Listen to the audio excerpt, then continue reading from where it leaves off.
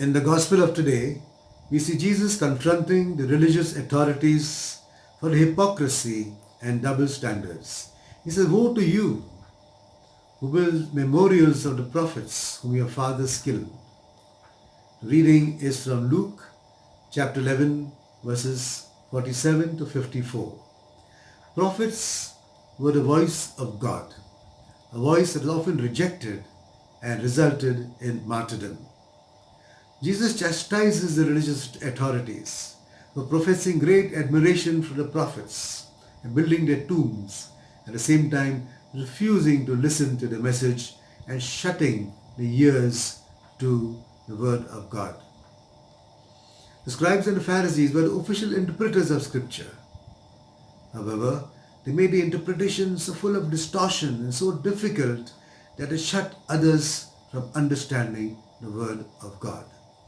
They shut themselves out of heaven, as it were, and prevented others from understanding the word of God. Because of their pride and envy, they rejected the prophets of old and even rejected the last of God's prophet, Jesus himself. History is full of prophets and martyrs who have made an impact on the world. How much do we remember the message and the struggles? It's very easy to build memorials for such people.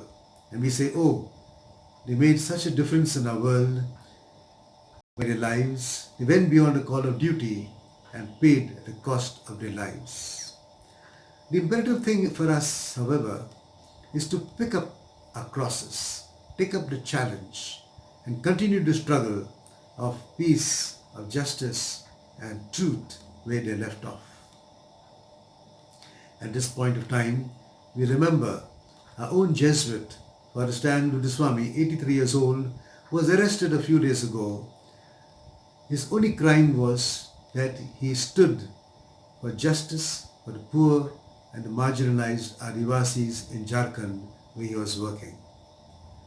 The prophets and martyrs are a shining example for us, a beacon of light and inspiration that we, the living, must now be the action. Let us never forget all those who struggle for others. And let us not become like the scribes who heard the word of God but did not venture into action. Rather, let us be the living prophets of our time. May God bless all of us and our efforts to bring peace and justice to the world. Have a nice day. God bless. Stay safe.